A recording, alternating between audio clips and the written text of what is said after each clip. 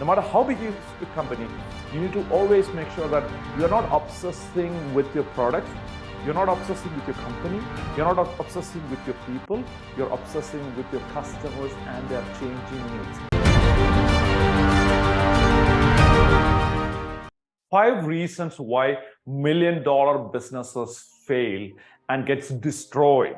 If you want to grow a business to $1 million or more, or if you own a business that is $1 million to $10 million, even up to $100 million, listen to this video so that you really understand this, so that you don't need to go through this painful 5-step process. So step number one reason why big businesses that are doing more than $1 million fail. Number one is a hammer idea. So Abraham Maslow, who came up with this concept called Maslow's hierarchy, he has a quote that is like so precious and close to my heart. If you're really good at using a hammer, you think everything is a nail. If you become really good at using a hammer, you think everything is a nail. By the way, Abraham Maslow did not say really, that I added, okay? So I don't want you to be mad at me for that. So I'm paraphrasing. So what does that mean? It means that in business, if you're really good at product development, you think product development is the hammer and you're looking for that nail. Yeah? If you're really good at sales, you think everything is sales. Oh, if you have sales, sales is going to be awesome. If you're really good at marketing, which is generation of leads, then you think that business is a marketing problem. Business is a marketing problem. So if you're really good at something, understand that it's also creating a blind spot for you without even you knowing about it. That's why it's a blind spot. In Eastern tradition, Hindus say this concept called knowing freedom from known. It's a Vedic concept. So basically what it means is you need to be free from knowledge in order for you to be free. So what is known, this experience of what is known, is limiting you from experiencing truth. So what is known is limiting you. If what is known is limiting you, you need to be free from the known, free from the hammer, so you don't accidentally keep on hitting, thinking that everything is a nail. You're hitting a wall thinking there is a nail. There is no nail. You are imagining nails because of your experience. So that is a bias that we need to get out and zoom out. The second idea that I want to share with you is an extension of this hammer idea, which is product trap. What's a product trap? I'll explain it with a simple example. Kodak has the invention and patent for some of the films that they did. Like in olden days, we used to have films to capture videos. They will take the pictures on a film, there is a negative, and somebody has to wash it in a dark room, and then we will print pictures from it. It sounds like an archaic idea as of right now, right? So now everything is digital. But as an engineer, a scientist from Kodak called Steven Sasson, he actually came up with this idea of having a digital printed photo long time before it was invented by other people. And Sasson said, you know what, this could be a really nice idea for us to grow our business. You know what Kodak did? They were in product trap. They said, you know what, we are getting billions of dollars from all over the world. Why would we kill our own business for this stupid digital video? Instead of developing that idea, a digital picture, which was only 0.01 megapixel at the time. Right now, our phone is like 14 or 18 or 20 megapixel or pictures. It was 0.01 megapixel. So it's a really unclear, horrible picture. But they could have invested on it and invented and be ahead in technology. So when the market was transitioning, they could have gone with it. And why that happened?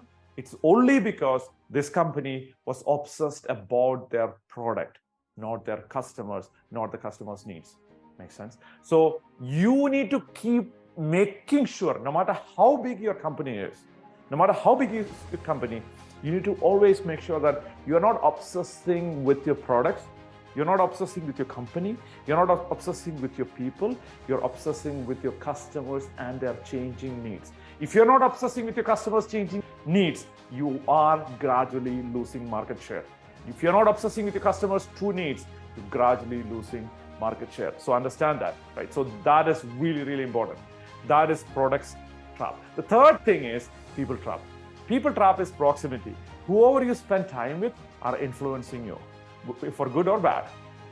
And if you have a bunch of ambitious people, and you have only ambitious people in your company, they all want to grow the company to the next level.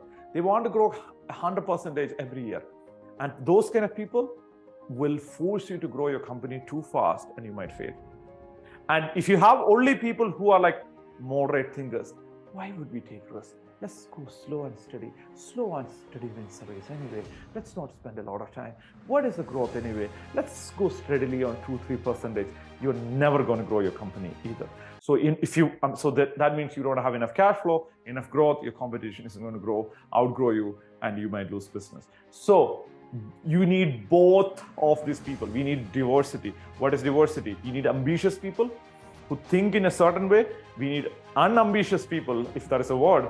We need people who are not ambitious. They just want steady stuff, slow growth, and then let them have conflict with each other, a healthy conflict with each other. One person is like, let's go. Other person is, hey, slow down. Let's do it systematically. So when you have that capacity and resilience to manage two different crowds, one group of people who are expansion, other person is stability, and then you will grow enough. And you decide what that balance is. You just like 60-70% ambitious people and 30% stability people, or 70% stability people and 30% ambitious people. That you decide. But there needs to be a balance of people. And of course, if you have toxic people in your company, you need to get rid of them. If you don't get rid of them, they are going to eat your company away. So make sure that you don't, regardless, ambitious or not ambitious, capable or not capable, it's all fine. But make sure that toxic people are eliminated. If you have toxicity in your body, you need to eliminate that. You need to detox from your body. If you have toxicity in your company, you need to delete, detox and get rid of that toxicity from your company. The next trap, the second last trap, is revenue trap. What's a revenue trap? A lot of people are focused on, oh, I want to do $1 million business. And some people are like, I want to do $10 million business, $50 million business, $100 million business, $1 billion business. Some people are really ambitious, especially if it's Silicon Valley. On some parts of the world, people are really excited about building, especially in Asia. I see this new movement of building like $100 million business. What is important is not revenue. What is important is not your profit. What is important is cash flow. Imagine that your business is a business that is listed in New York Stock Exchange. Okay, imagine that it is listed. Would you invest in your company? Would you invest in that company if your company was invested in BSE or a New York Stock Exchange or Chinese stock market, wherever it is? Will you invest in your company if you don't know that you are running it? And with the details that we have based on the financials, based on the details, will you invest in it? If not, it's time to get that handled. What does that mean? It means that you need to run your business for cash flow. You are investing in your business. Imagine, even if you own the business, you are an investor in your business. What does that mean? It means that you are a shareholder in your business.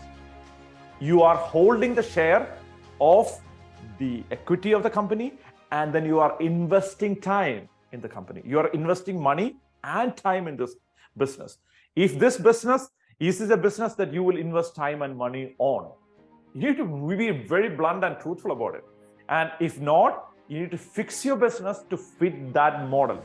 Don't focus on ego, because if you focus on ego, then you will try to build revenue and then you wouldn't even know how profitable you are, right? So you need to make sure that you run your business for cash flow, not for profit, not for revenue, for cash flow. Because if you're investing on something, the purpose of investment is to create cash flow. If you don't have cash flow, it is not a business, it's not successful. You need to figure out a way to either find cash flow or get rid of the business.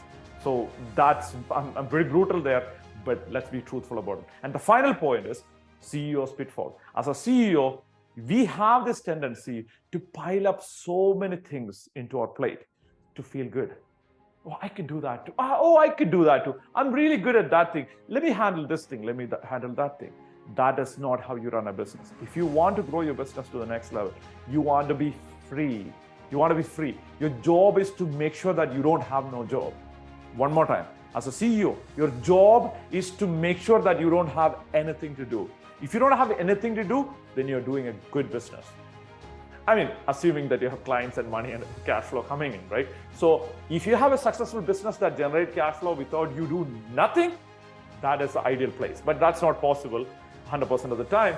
So you figure out a way to delegate and delegate and delegate. So you keep your table empty, your computer empty, your brain empty. So you can come up with ideas to innovate, come up with better ways to obsess and give value to your customers. So that's how you grow your business. So what are the 5 pitfalls that big businesses fall into? Is like the hammer trap. Hammer trap, you know that if once you're really good at hammer, you think everything is a nail. You need to get out of that bias. Second thing is product trap. We think our product is the end of the world. That's the biggest mistake a business person could make. Third one is people trap. Negativity, proximity with too much ambitious people, too little ambitious people. We need to have diverse type of people. Diversity, we need to have diversity that will help you to different group of people who could give you different contrast about different decision-making process. And the next one is revenue trap. Don't focus on revenue, focus on cash flow. And imagine that your company is listed on New York Stock Exchange, and then see if you invest, if you don't invest, find out what is missing and fix it. And finally, CEO's pitfall. Don't try to do busyness, B-U-S-Y-N-E-S-S. That's not business, it's not busyness. I know whoever named it, maybe he was confused, she was confused. I'm assuming it's a man who named it busyness. You are not in busyness, right? You are in valueness. You are creating value for people. You're not being busy. If you're busy, you lost the game already. Don't be busy. Try to delegate enough and more until you're free to think and create for your customers. That's how you scale your business, double your cash flow, and maximize your profit starting today.